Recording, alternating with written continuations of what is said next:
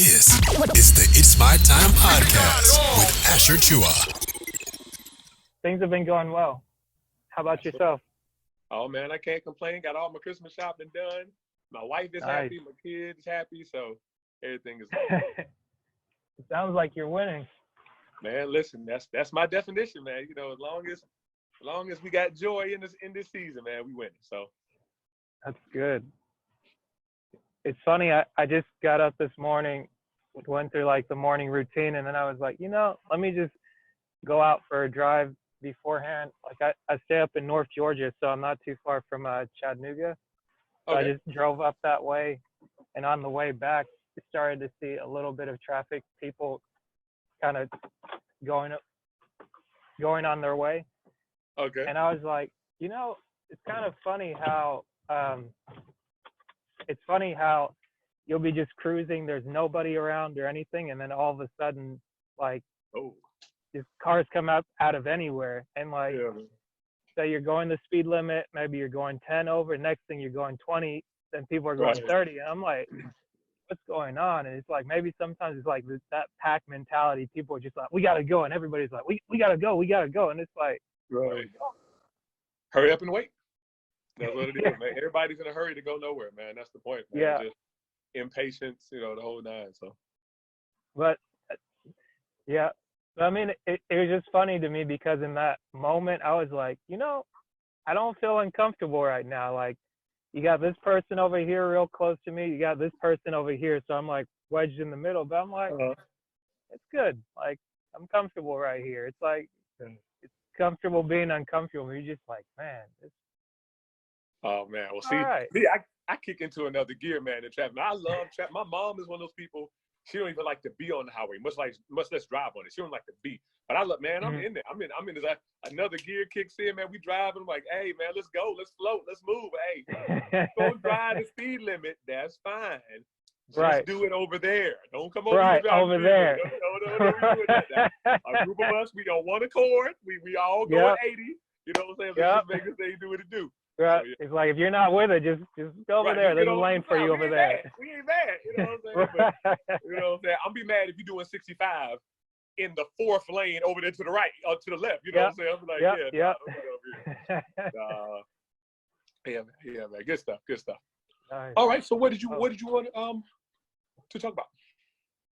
Just like this. I mean, this is well, I figured this would be a good form to introduce ourselves formally and to kind of just talk in general. And I started doing this a podcast in this format, just talking with everyday people that I've met, people I've known from my past, and just talking to them about like who they are or who they say they are, and what's important to them, kind of like where you grew up, a little bit about your background, and just like if you have anything going on currently that you want people to know about, or as we're talking now, anything that I record from this, I'll send it back to you. That way you can approve of it before I put it out there.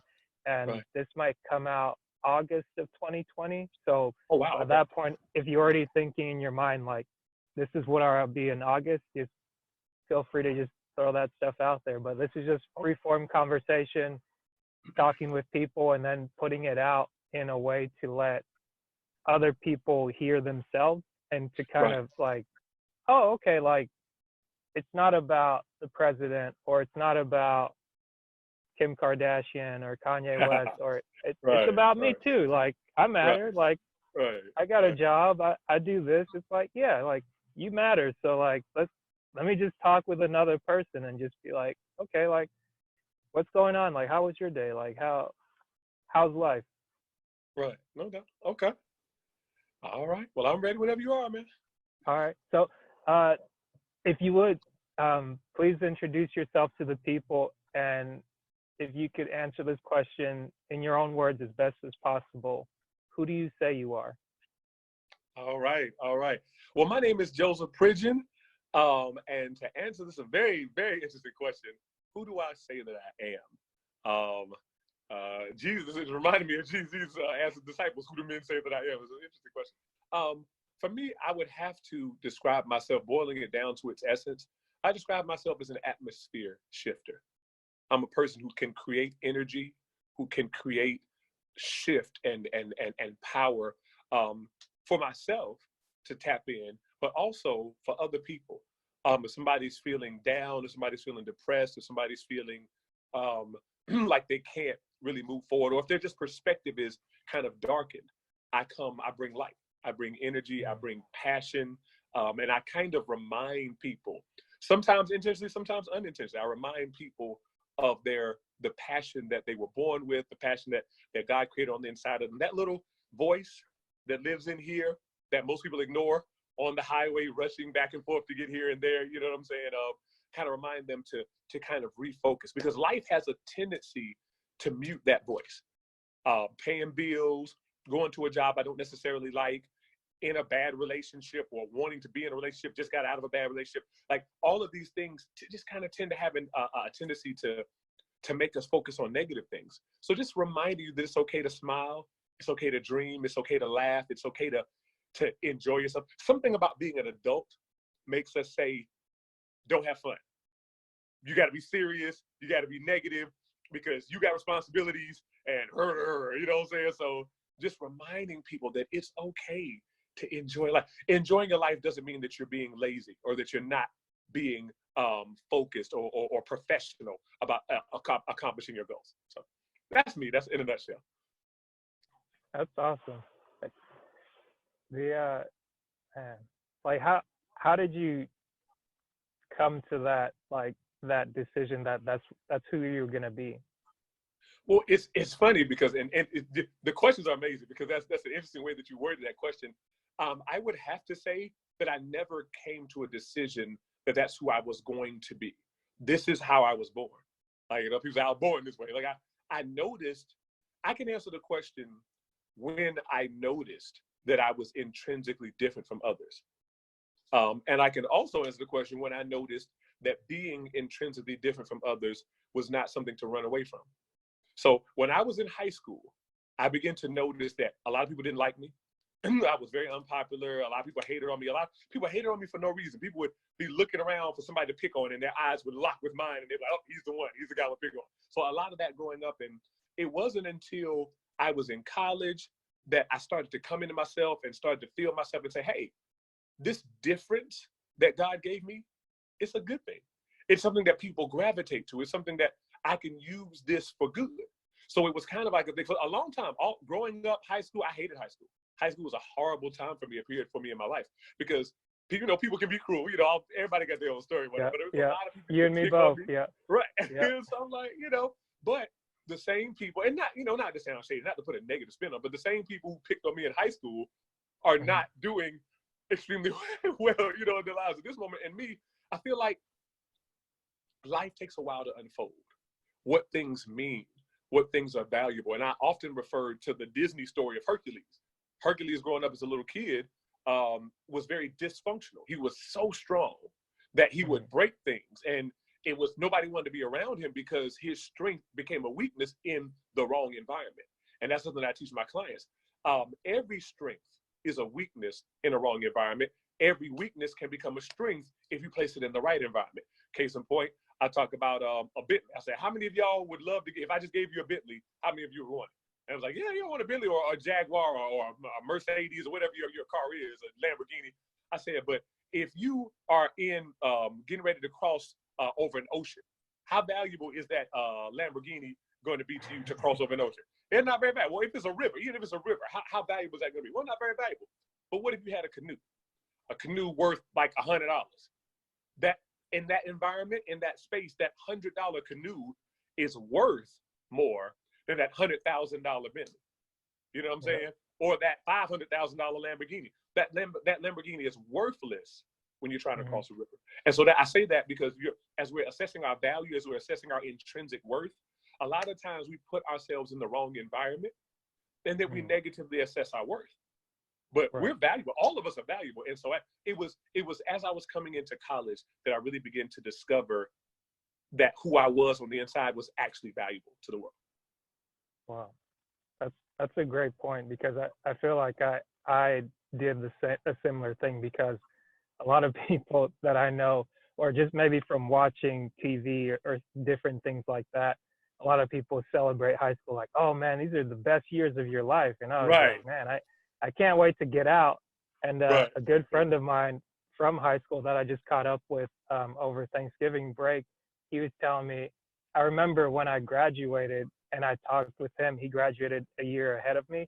And he was like, I was telling him, and he echoed the same thing. I was like, I've never been to prison or been to jail, but I felt like I'm getting out of jail and I'm finally free to go to college and to go, even to just go do something else, because it's like, okay, you're not having to see the same exact people every single day, every single class period, every single morning, and rinse and repeat the same thing over and over. But now you have like the exposure to be in a different environment. Yes, you might have like a freshman roommate, but like it's somebody from another part of the world that thinks differently.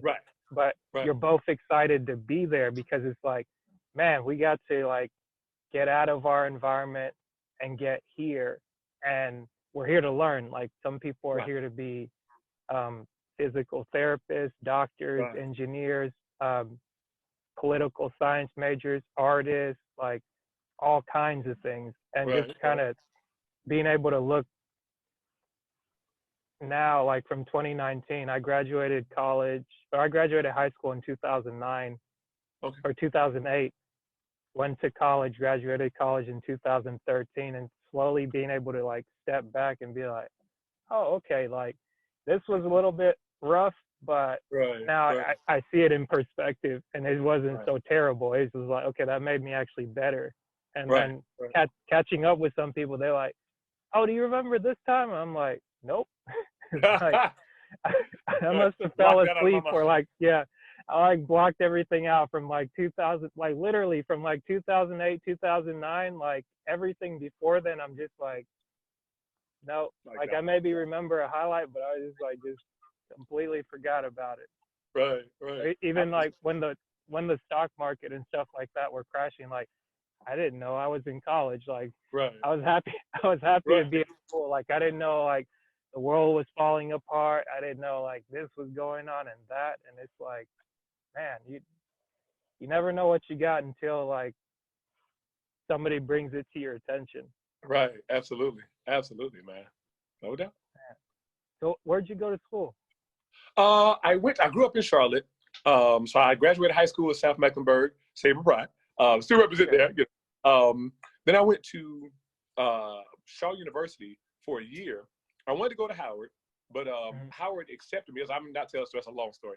But by the time it was time to go, they still hadn't given me my financial aid package. So I wound up going to Shaw. My parents graduated from Shaw. Went there for a year. Shaw had less students than my high school. My high school had about 2,200 students. Shaw had about 19 at the time, 1,900. So I was like, yeah. And people would always ask me, do you want to be a big fish in a small pond, or do you want to be a small fish in a big pond? And my answer to that question was always neither. I want to be a big fish in a big pond. You know what I'm saying? That was always my answer to that question. But when I got to Shaw, I definitely felt like a big fish in a very, very, very small pond. And I was like, I'm bigger than this. So even though things were going well for me at Shaw, I transferred to North Carolina Central. I was a music major. So I was doing the music thing. I was on, I'm on a couple of their CDs at North Carolina Central. I traveled with them to Switzerland, to the Montreux Jazz Festival. Like singing is I've been singing all my life. Singing is my passion, my heart, my gifting.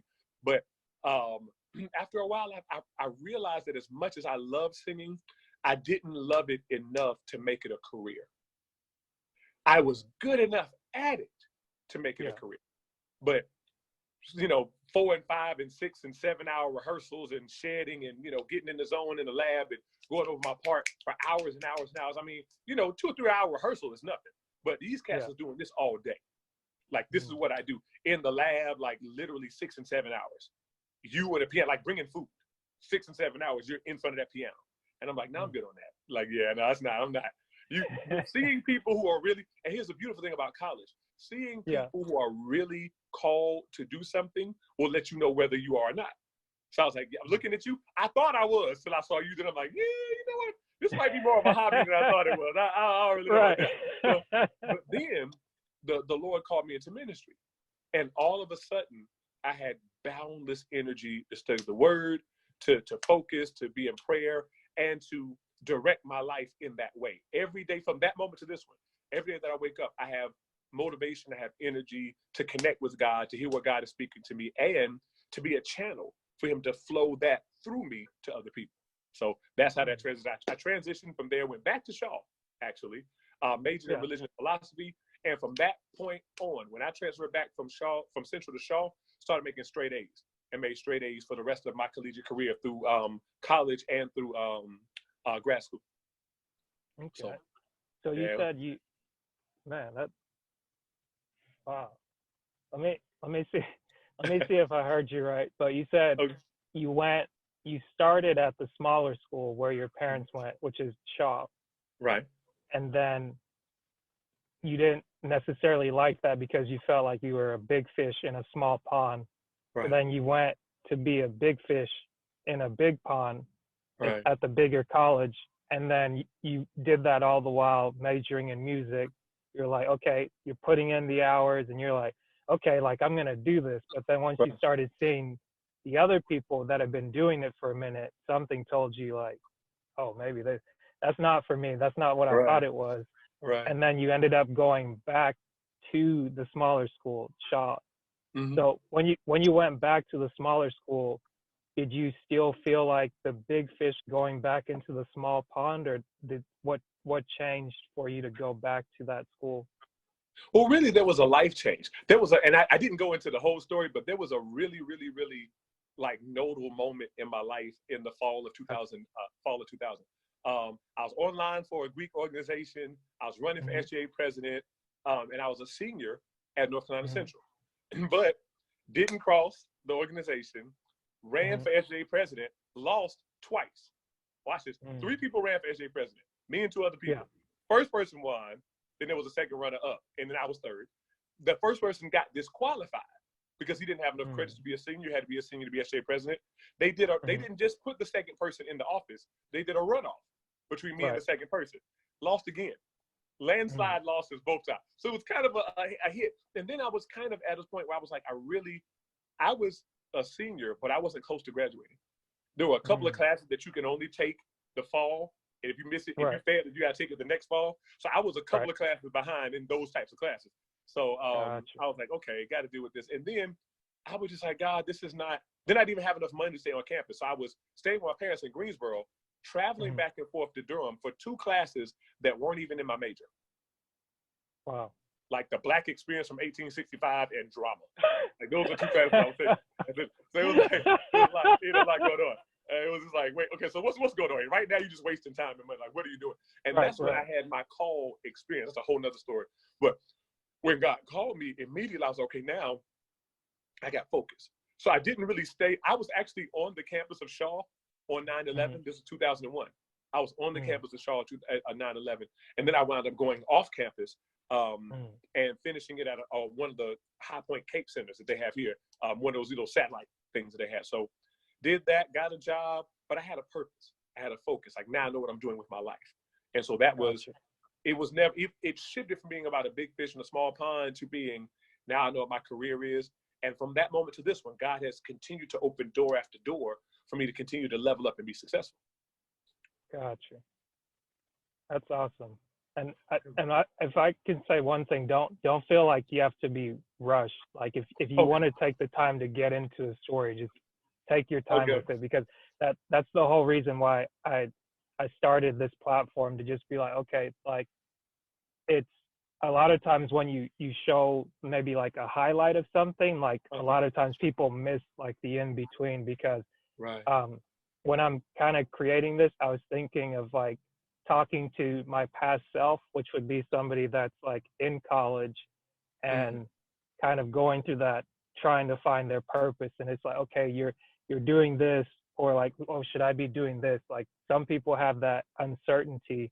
And one thing for me that was interesting, when I first got to college, I went to like a smaller school in comparison to like a top 30 school or whatnot, because I went to a school in Marietta, Georgia, called Southern Polytechnic State University, or SPUSU, some people call it SPSU. And when I went there, it's like the sister school to Georgia Tech, but now it's been bought out by another school called Kennesaw State. But anyways, I went there because a friend of mine went there from high school.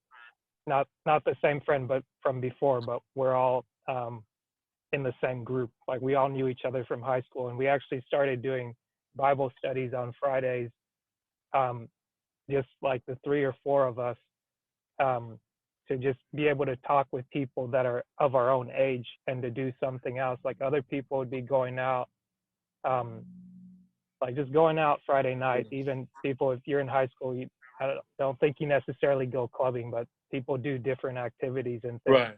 And not saying anything's wrong with that. It's just we were raised different, and we wanted to be able to like take what we were taught and like continue to walk in that path.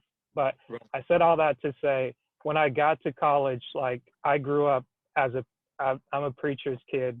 So I've just grown up with that my entire life. So that's a little bit of context. So Christianity, religion has always been a part of my life. But at the same time, like what college kind of allowed me to do was to ask questions or answer questions for myself that I'd never thought to ask before. Because a lot of people, when they see religion and spirituality, they don't understand that those are 2 different things. Right. And then also, the short end of it is I basically went to a church that my friend went to. And as I started interacting with similar people from the Kennesaw University and the Marietta campus, like they're close enough to where you have a church setting where you have a youth group, you can meet with other people and interact and things like that. And I just remember spending time, like you go to church on Sunday, you try to go to the thing on Wednesday, all the while balancing your classes, making your assignments and things like this. And I was like, I really like the environment and I like the culture. But one thing that kind of like put me off was that one guy was claiming to quote unquote be doing the will of God, but he was saying that he's got to be at the church, so he's going to miss his class and not take care of his coursework. And I was like, wait a minute, those 2 things don't sound the same.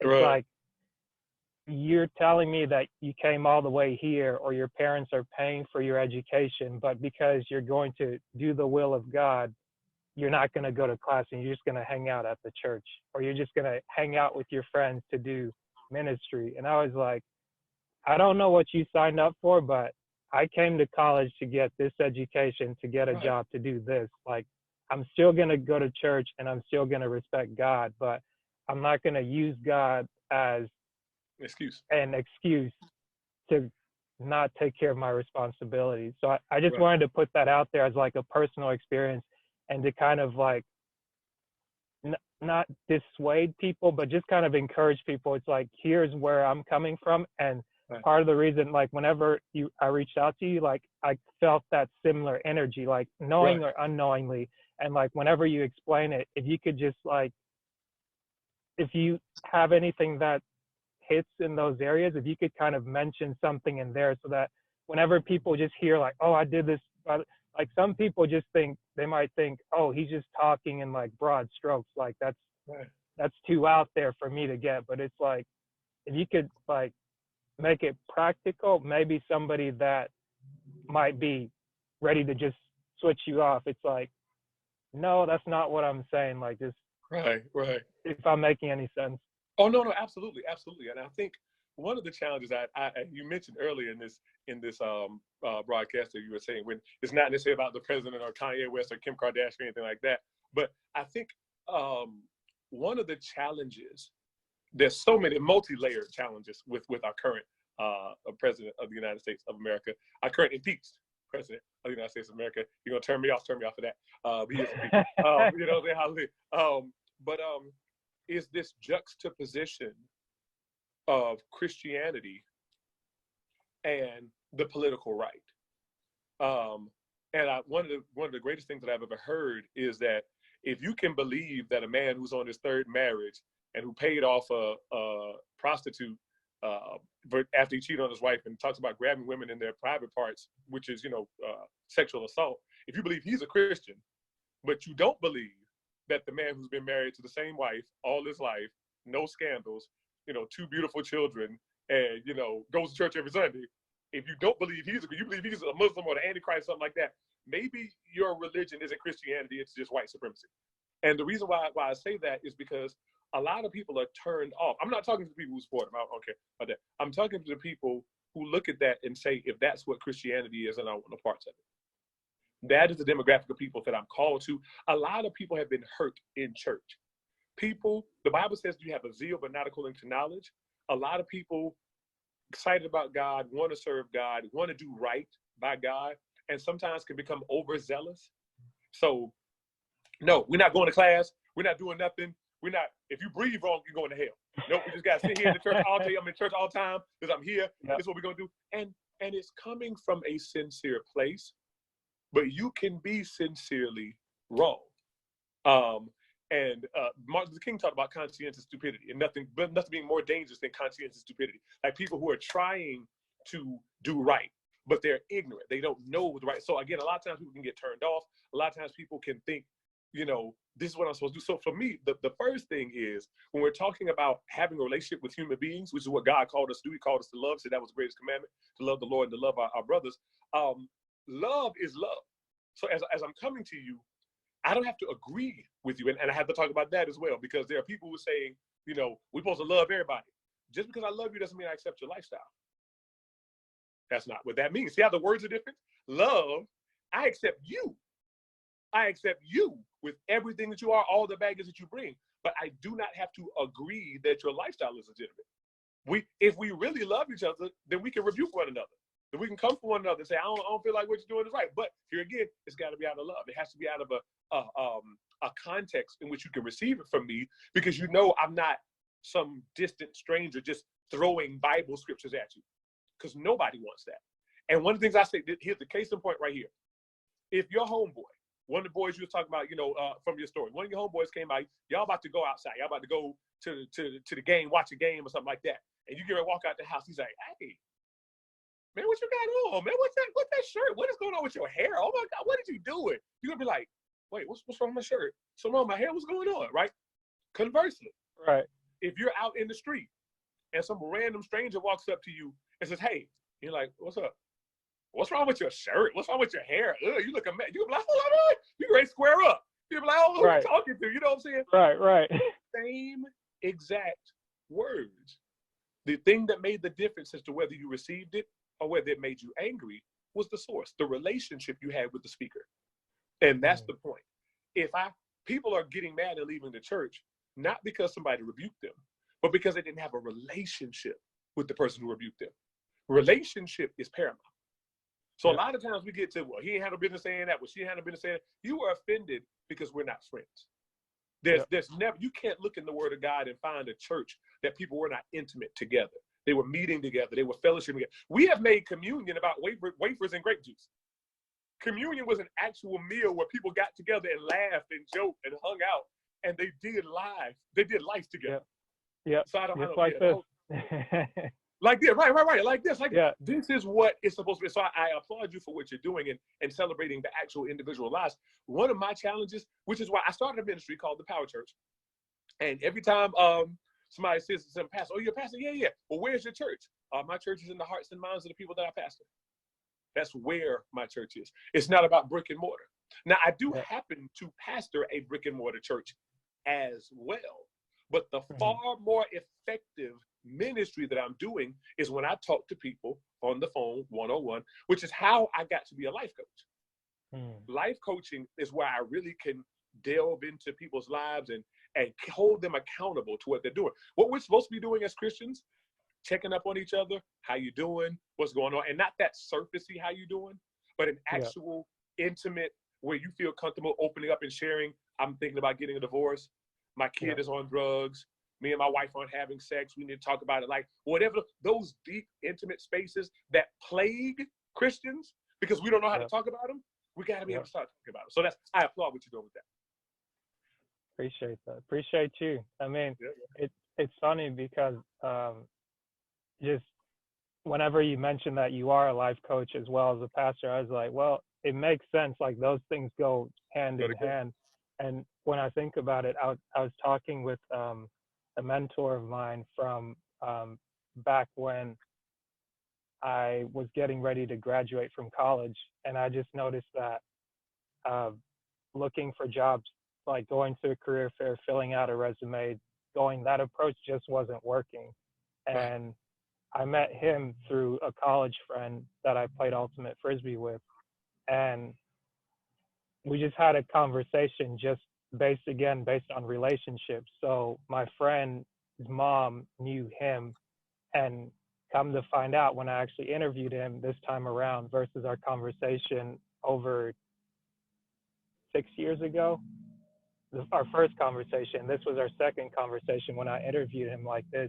And I come to find out that he also is a life coach, a professional trainer that's been doing it for over 25 years using a system like with the DISC assessment. I'm not sure if you're familiar with that, but I just became familiar with the DISC assessment over this last year, but it was introduced to me at first in 2014 when I started my first full-time job out of college.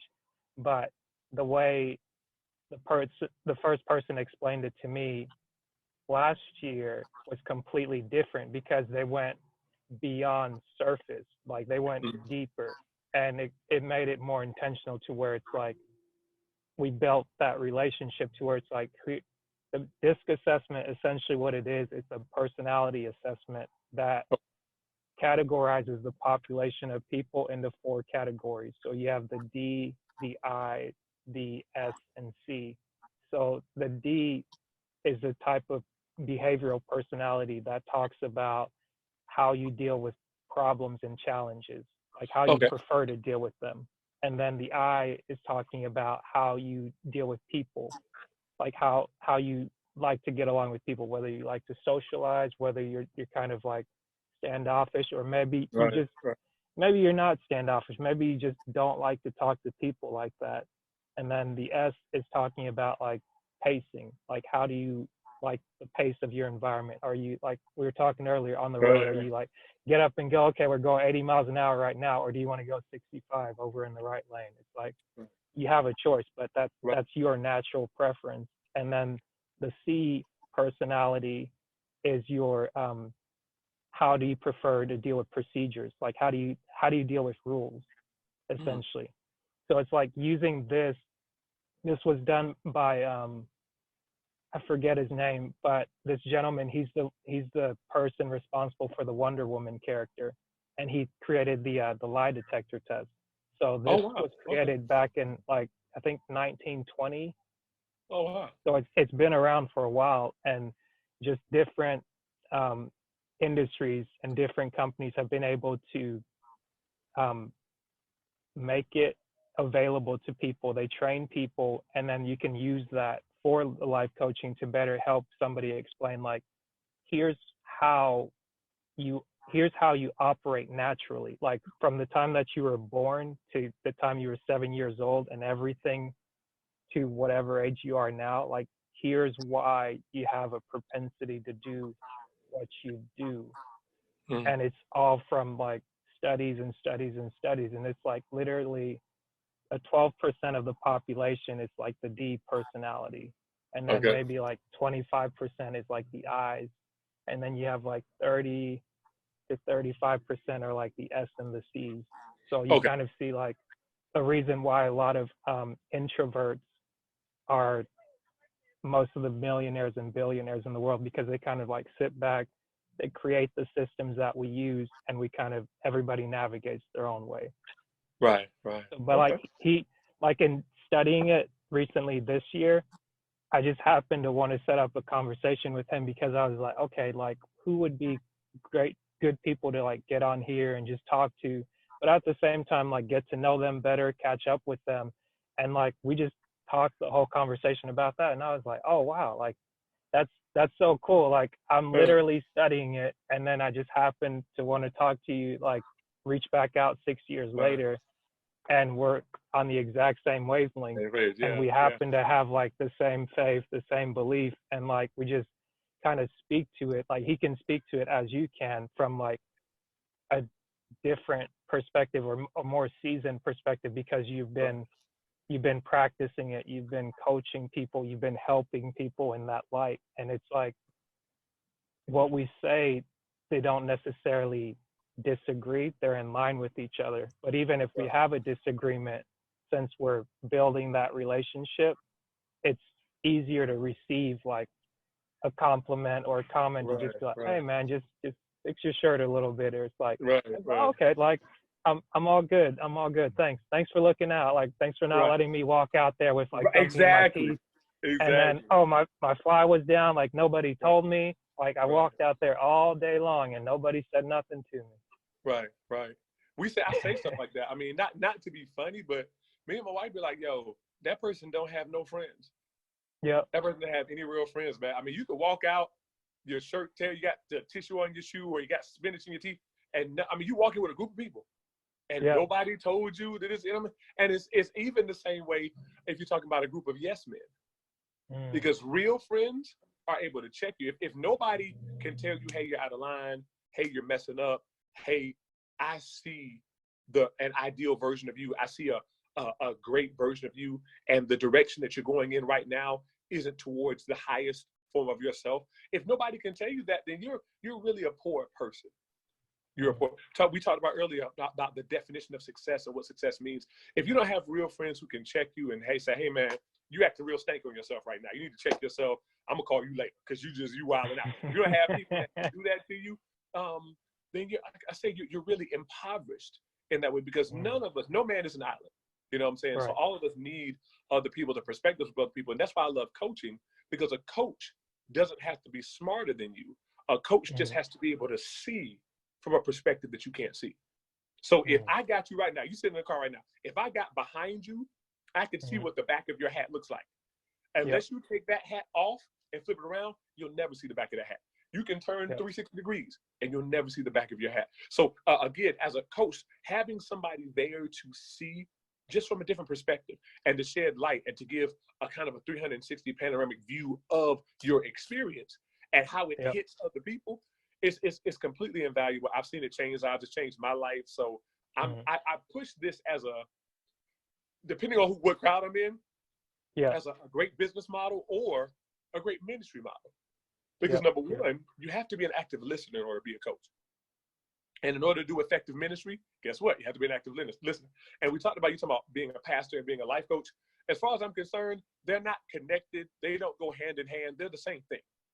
Yeah. If you say I challenge anybody, I say all the time, if you can give me a quality distinction between pastor and spiritual life coach, I got $1 million right here for you. Tell me what the difference between a pastor and a spiritual life coach. Of course, it's the same thing. A pastor is a spiritual life coach. Every Sunday morning, he gets up in the pulpit, he or she gets up in the pulpit and does group coaching. Yep.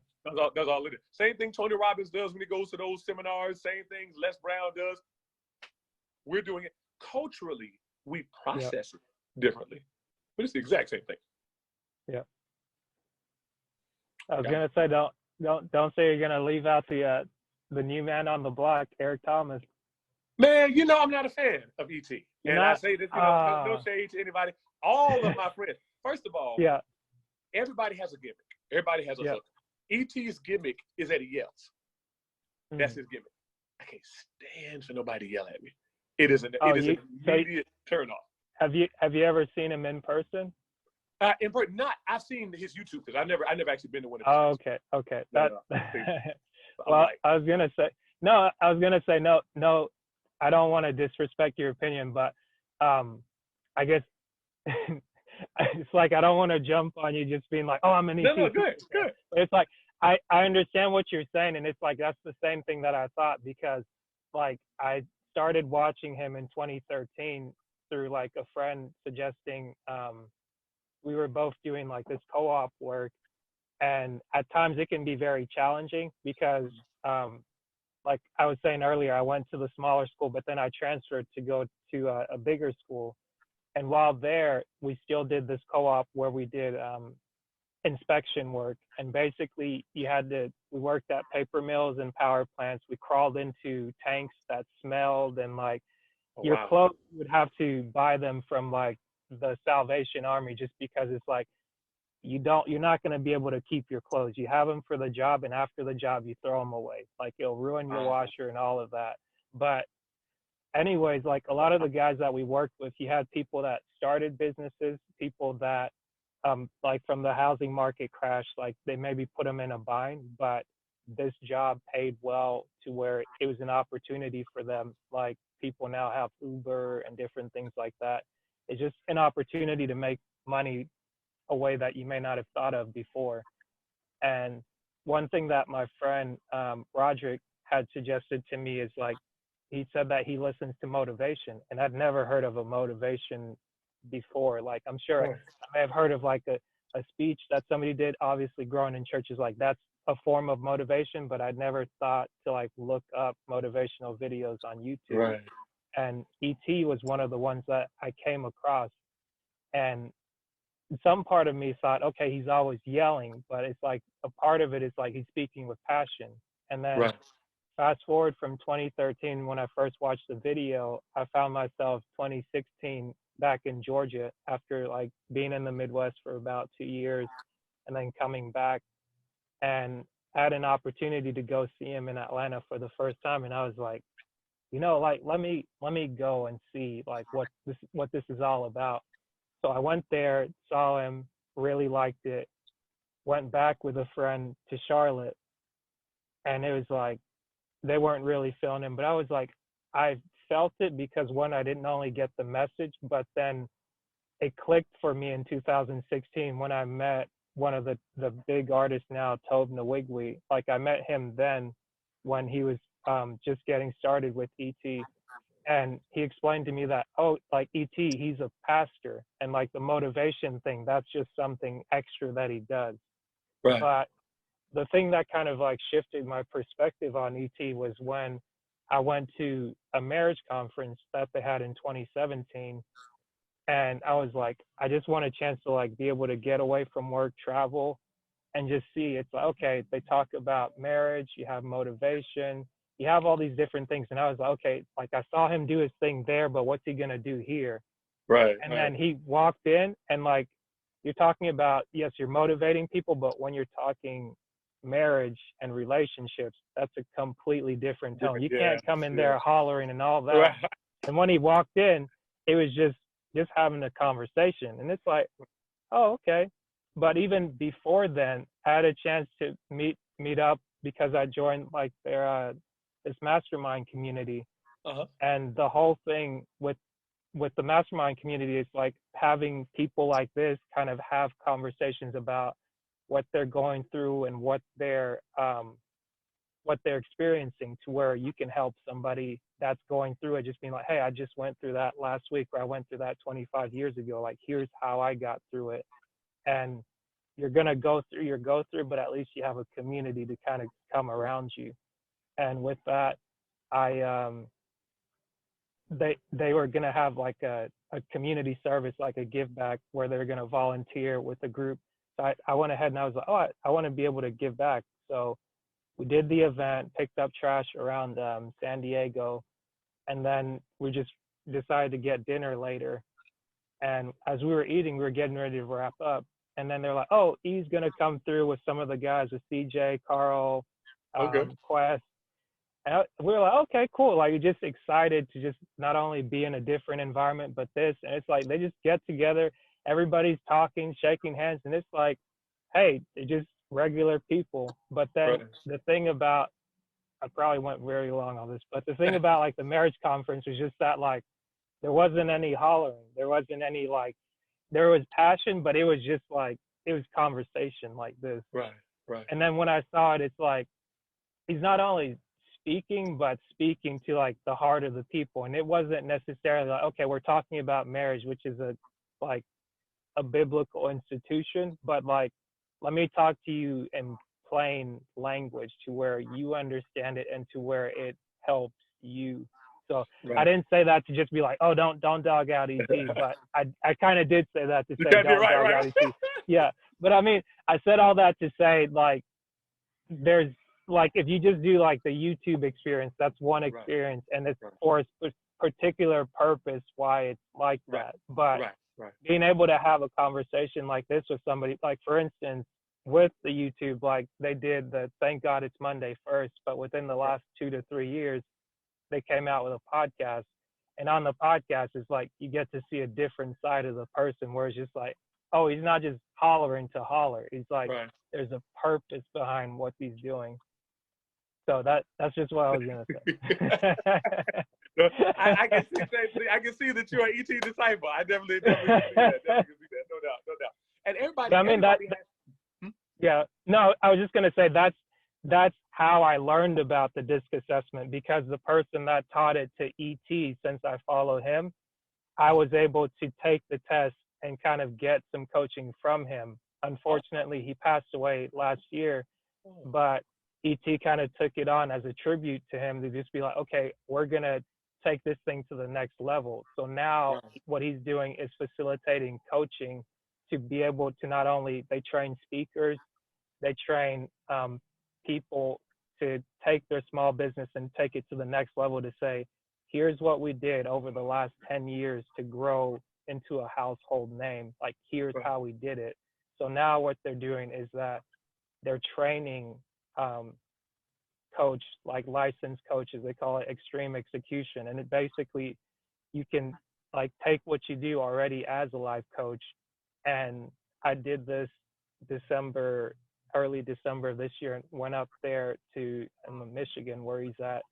And he just went through and trained us on like, here's the DISC, here's what your profile looks like, and here's how you'd be able to facilitate for the next person that you decide to help.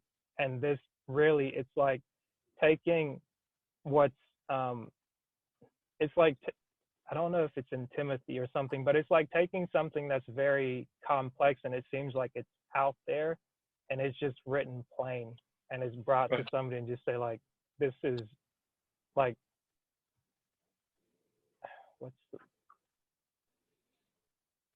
it's giving people an opportunity to really like understand, like, this is you.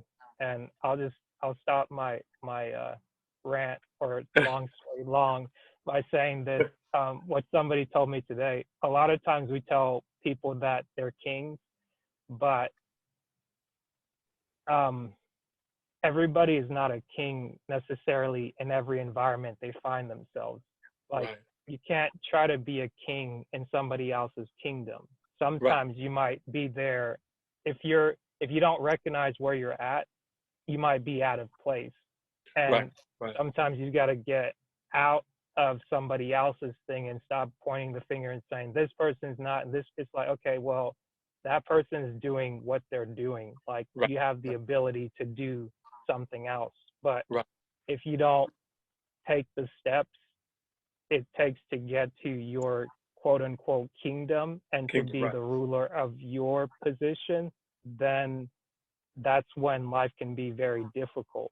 And then you can just be like, oh, like, am I a king, or am I just supposed to be born homeless? And like, it's like, hey, you could be the shepherd of people that are just in your background. And like, that's a starting point. But if you acknowledge who you are, you respect who you are, and then you move from there, like, of course, you can become who you're called to be. Right. Absolutely. Yeah, man. That's a lot to digest. I'll have to play this back a couple of times. Like a couple of times when I, like, today is the 13th episode that I'm putting out, and like just listening to it, it's like I listen to it so many more times just to hear what the guest is saying, because it's like I learned so much from like listening to somebody else and just being like, wow. And it's like, some people might say, maybe, are you trying to stroke your own ego? And I'm like, I don't know. I don't think I am, but I'm trying to like intentionally hear what's being said throughout the message, because like even if I say something, like being able to have the conversation with you, like you were able to kind of like bring something out of me that I maybe didn't know was there. Right. And I think it's interesting, just kind of piggybacking off of that. We're all evolving. The worst thing that we can do is have a fixed mindset. So everybody's evolving, everybody's moving, everybody's continuing to gather information. And like you just said, I'm going to research that DISC assessment when we get off. So I appreciate you adding value. I'll send it to you. Oh, send it. Okay, awesome. Yeah. It is particularly when you're in a helping profession, or you just deal with people, period, because you don't have to be in a helping profession to work with people or to have people in your family. Everybody interacts with human beings, you know what I'm saying? So it's helpful, and it's kind of limiting if you can only think from your perspective. You know what I'm saying? So I'm always grateful for other perspectives, to be able to glean and mine. I heard TD Jakes talking about mining for gold, that I can just kind of mine for nuggets and jewels of wisdom within any conversation that we have. And I think that that's something, again, that we miss as a society. Like, and again, going back to praising you for this platform, everybody is a genius. Everybody is a king. You just have to find their setting. You have to find their kingdom. You have to find where it is that they were created to shine. So again, if you take that Bentley in the middle of the ocean, it will not shine. You're going to ruin the Bentley. If you take that canoe on the showroom floor and try to charge $500,000 for it, it will not shine. You know what I'm saying? Again, doesn't mean the canoe doesn't have intrinsic value. It doesn't mean that the Bentley or the Lamborghini or the Aston Martin doesn't have intrinsic value. It just has value in a proper perspective. And so one thing TD Jakes talks about is, if you're always used to being the king in the room, you're never going to grow, because there's certain rooms that you're going to feel intimidated. You're going to feel uncomfortable. You're going to feel out of place if you got to be the leader everywhere. And of course, you always heard that, if you're always the smartest man in the circle, you're in the wrong circle. You know what I'm saying? Yeah. You have to be able to, you should be able to hang around people that make you feel dumb. You should hang around people like, do I even know anything about it? You know what I'm saying? Like, no, that is the greatness, man. That is the joy, because for me, we're talking about, so coaching is a kind of interesting field, because somebody comes to you to achieve a goal, but we don't achieve the goal. That person achieves the goal. We help them achieve the goal through personal development.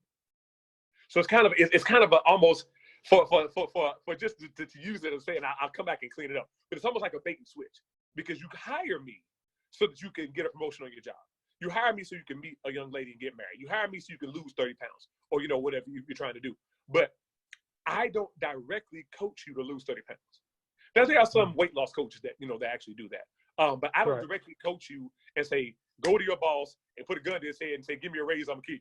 I don't do anything. Please don't do that. That would be good. Might work for a minute though. But what I do is, you already got hired on the job. So there's something inside you that's already working.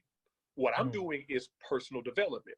So through personal development, we are going to enlarge what is in you that's already working. Here's the metaphor, and I'm going to say this. I'm going to give you this nugget. This is what I charge for. But here's the metaphor for coaching. A guy named Michelangelo, he created a sculpture called David. You might have heard of it. It's pretty famous. And they interviewed him, and they said, man, this is a masterpiece. This is timeless or whatever. How did you create this masterpiece? And Michelangelo said this, and this is the metaphor for coaching. He said, the sculpture already existed in the stone. I just cut away everything that kept you from seeing it. And so the brilliance of coaching is, I already believe that you have everything you need to be successful. I already believe that there's a superstar inside you, but there's some stone. There's some stone of procrastination, some stone of laziness, some stones of low self-esteem, something that I'm going to help you cut away so that the natural superstar that already lives inside of you can be seen. If I feel like I have to create the superstar, or I have to somehow pour superstar into you, I can't be your coach. It is unethical for me to coach you if I do not already believe that you're already a superstar. I'm saying right now, you're already a superstar. There are some things that are holding you back. And I and you, through a process of personal development and self-discovery, are going to discover some limiting mindsets, some things you've been telling yourself that you don't even know you're telling yourself. But some people, and I say this just to kind of piggyback over that, I talk to people about how much money you want to make. If you had a magic pen, whatever you wrote came true, what would your yearly salary be? And every single person, every single one without fail, they say, I'd make it 6 figures. Bruh, where my pen? I got a pen right here. Bruh, you got a magic pen. Whatever you write on the paper comes to $100,000. Yeah. That's how you feel? What would $100,000 change your life? I mean, really? You can't even buy a house with $100,000. You can't even buy a nice car. Not a nice car. You buy, lower level car. You can't buy one of them upper tier. $100,000. They say, okay, well, $1 million, $1 million. Let's talk about how fast $1 million could go. You buy a house, you get a nice car, pay off your student loans. That might be more than big. You know what I'm saying? That might be something. We talk about getting them to understand, getting them to address the fact that somehow in your mind, $100,000 is a lot of money. $1 million is a lot of money. They already said right now, in order for somebody to retire at 65 and live to the national life expectancy age of 80 or whatever it is now, they're going to need 2 point or 3 point some odd $million just to live with the little bit of retirement that they're getting in order to survive until they die. So, like, if you're talking about $1 million, we don't hit a lot. I want to get $1 million. No. $10 million. You would struggle right now if you didn't get another dime. If I gave you $10 million, how old are you right now? 29. 29. If I gave you $10 million and you didn't get another dime, unless you did some amazing investment, you'd be broke in the next 30 years.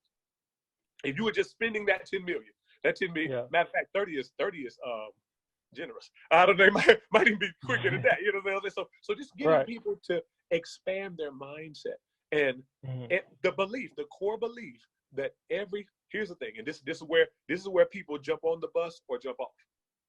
Believing that everything going on in your life, you are responsible for. Everything good and everything bad. Yeah. See the thing. So the good news is that what I say? The good news and I got bad news. The good news is every decision that you make has the power to change your life. But the bad news is every decision you make has the power to change your life. So once you own the fact that I am where I am, not because of what happened to me, not because of what daddy did to me or what mommy did to me, I am where I am because of the decisions that I made. LeBron James, daddy won't there. We grew up on welfare, food stamps. LeBron James. Yeah. And not only did he become LeBron James as a basketball player, because I can't stand LeBron James basketball player. I can't stand him. And I'm a Laker fan, so I'm conflicted. I'm a Laker fan. Yeah. All day. I'm conflicted. But as a man, off the court, never heard no scandal with one woman, praising, his wife and all sorts of kind of stuff. I mean, just giving back, starting schools, speaking to the plight of the black man, getting around smart people, staying out of trouble. I mean, this man, if I wasn't looking at it, I would say what he's done with his life is impossible. If I wasn't looking at him, young, coming into the league, people flashing millions of dollars at him, you can't find another example. Like Kobe got in trouble, Michael Jordan got in trouble. All of these athletes get in trouble. Young, killing the game. You're on top. You're 18 years old, crossing over and dunking on grown men. What does that do to your hubris? What does that do to your mentality? And women are literally throwing themselves at you like, no, I'm good. What do they do that at? Like, what kind of self-control, what kind of spiritual power do you have that you are able to say, no, I'm focused, I'm on my game, I'm going to stay, my baby mama from the hood, I'm going to marry her, and we're going to be, what do they do that at? Like, what even is that? So I said that to say, that's the type of power of decision-making that everybody has available to them, but people want to say, no, it's the white man, it's my job, I can't do this. The Bible says no weapon formed against me shall prosper. The Bible says all things are possible to them that believe. So you ain't got no excuses. So that's the first thing we deal with. Excuses are useless tools of the incompetent. Those who specialize in them seldom specialize in anything else. I make no excuses. First thing we deal with. Would you get your work done? Because we give assignments every week. Would you get your work done today? Well, no, I didn't get it done because what you about to give me? I'm about to give you. Okay. So look, so here's what I give them to them. Why didn't you get your work done? Well, because my job, why didn't you get your work done? Well, because my wife was in my bed. No. Why didn't you get your work done? Because I chose not to do it. Exactly. Yeah. And once you get there, once you force them to say, I didn't get my work done because I chose not to do it, people do whatever they want to do. Once we accept that as a truth, and I drive this home to people, then they can be successful. I drive that home to people saying, if I told you I was going to give you $100 billion if you had gotten that assignment to me today, would you have gotten that assignment to me today? And without fail, people are like, yeah. I probably would have got. So everything you just said to me is BS. Everything you just said to me is a lie. If I would have given you $100 billion, listen, somebody died, somebody's in the hospital. Listen, they ain't gonna be in the hospital. You ain't no doctor. Finish assignment, then come back. If you're gonna get $100 billion, you might get a better medical care. You know what I'm saying? So the point is, people do what they want to do. And once you accept that as truth, once I decide that I'm in charge of my own destiny, I'm in control of the direction of my life, then all the excuses melt away, and success is the only thing you have. You can hold on to excuses, or you can hold on to success, but you can't hold on to both. Yeah. If you hold on to excuses, the thing about excuses give you permission to fail. And that's the realest thing that somebody ever taught me. When I give you an excuse, what I'm asking you for, when I give you an excuse, I'm asking you to say, oh, I understand. It's okay that you didn't get done what you said you were going to get done. I didn't do it because this is it. Don't you feel bad for me? Don't you justify the fact that I didn't get it done? No, isn't it okay? I'm asking you for permission to fail. That's what excuses are. So I tell people, no, excuses are poison, because excuses give you permission to fail. You're not looking for permission to fail. You're looking for permission to succeed. And because I love you, I'm gonna help you with that. So I'm not gonna give you anything. I'm not gonna give you any permission to fail. I'm not gonna allow anything to happen to you. We get it done. Period. Get her done. That's one. Listen, that's not didn't necessarily come from our culture, but I have adopted it. Get her done. Hey, you gotta respect greatness, no matter where it comes from. Exactly. Love it or hate it, you gotta respect greatness. Get her done, man. I post that all the time. GIT R DONE. Get her done. And I'll do it. I'm like, get her done, man. Get her done. Come on, you gotta get her done. Listen, I don't care. I don't want to hear it. Get her done. Get her done. That's it. I love it. I love it. You just reminded me of a quote I keep hearing from Les Brown through like the motivational videos and compilations and audios and things people make. And he said this, that the word but is an argument for our limitations. And when we argue for our limitations, we get to keep them. And every time I hear that, I'm just like, don't do that. I was like, wow. Do I need to say it one more time? I think I stumbled. That was good. That was good right there. So it's like, but is an argument for our limitations. And when we argue for our limitations, we get to keep them. And if that doesn't hit you in your heart, or just make you like flinch a little bit, like put your dukes up, like just don't get too hard on yourself. Just take a minute, walk away. Just be like, just let it go. Like it'll just hit you like January 1st or like January 22nd or like November 1st. Like you just be like, oh, what? Stop there, but I could do this. But now put some salt and pepper on that. And eat that. Just go ahead and eat that. You gotta eat it, man. You got to. I mean, when something happens, when something really touches you in that space, you gotta be able to eat it. You gotta be able to accept it. In that moment, own it. Say, listen, that hit me. That hit home. I am guilty.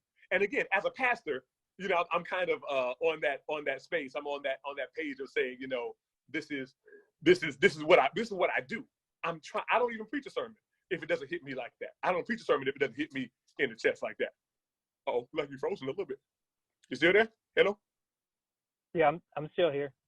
Oh, okay. Yeah, I think my screen froze or something like that. No, it's not your screen. It's my screen. Just keep going. Okay. So look. So I say that to say I'm doing it. Whenever I preach, I want people to be excited. I want people to be motivated. I want people to be, you know, just to get that inspiration. But the first thing I'm trying to do is I'm trying to come for that dysfunction. Every time I preach, every time I teach, every time I speak, what gives value to my message is I'm trying to help you. And I cannot help you if I pat you on the back for all the stuff that you're already doing right and do not mention the things that are holding you back from the next level. That did not help you. You already know, hopefully you already know things you're doing right. If you don't know things you're doing right, maybe you can come back and get that in another session. But my job is to say, hey, these are the things we're doing wrong. These are things we can work on. These are things we can advance. These are things that we can develop. So if we can do that, then we can go to a whole nother level. And every time I speak, I'm doing a word power tonight. If you're not busy, every Tuesday night at 8 o'clock, I do word power. Word power is, you can see the branding behind me. I do word power, which is a 30-minute Bible study where I go into the word, and it's just this power in the word of God. It's fire, you know what I'm saying? So I'm like, and it's my little word power, you know what I'm saying? So I do my little conda. So, you know what I'm saying? So I do that all the time. So that's really good. That's really what I do, man. I try to empower people through kind of demystifying, de-stressing the whole concept of maybe you're doing something wrong, or maybe something's happening with you. Like, just calm down. It's okay. Everybody makes mistakes. Right. Let's laugh about it. Let's talk about it. Let's open up about it, and let's fix it. That's beautiful. Yes, sir. Yes, sir. Man, I think if we don't stop right there, you're just gonna give the whole bag away. I'll get it, man. Okay, good, man. It's all good. You mind telling the people how they can, where they can find you online, offline, or just like get a hold of you to where they can become a part of your tribe and just get more of this information? Absolutely. Thank you. And thank you again for the opportunity. You can get in touch with me at josephpridgen.com, and I'll spell that for you. www.josephpridgen, last name is Pridgen.com. And all of my social media is the same thing. Facebook, Joseph Pridgen. Instagram, Joseph Pridgen. LinkedIn, Joseph Pridgen. The website, josephpridgen.com. So however, if you just Google Joseph Pridgen, I'm going to come up. You know what I'm saying? Now, when you started, Joseph Prince is going to come up before me, because Joseph, P-R-I, Joseph Prince is going to come up. He's a little more famous than I am. But right after him, I'm going to be right there in my search engine optimization. You know what I'm saying? So check me out every Tuesday night, Word Power. That's the free. It's free. You just watch it on Facebook. And that's how you can kind of get a flavor of who I am and what I do. And if you enjoy that, if you want to have a deeper connection, again, we have books. I've written a daily devotional. I've written an empowerment book. I've written a marriage and relationship book that is really, really, really powerful, really impactful. So once you guys check that out, I do have a coaching community. If you want to become a coach, I certify coaches. If you want to get some coaching, I can do that with you. I do personal training. I have a book publishing company. So if God has placed a book on your heart and you would like to write a book, I can publish that book for you. So again, I do pretty much anything to do with personal development. That's what I do. Awesome. That's awesome, man. Whew. Who would have known? It's like just from meeting you in one encounter and shaking hands, it's like, man, you just opened up a whole nother world. Yes, sir. Yes, sir. I appreciate it, man. I appreciate it a lot. Thank you, sir. It, man. Yes, sir. Have a good one. Merry Christmas. Merry Christmas to you. All right. Bye-bye. Bye. This is the It's My Time podcast with Asher Chua.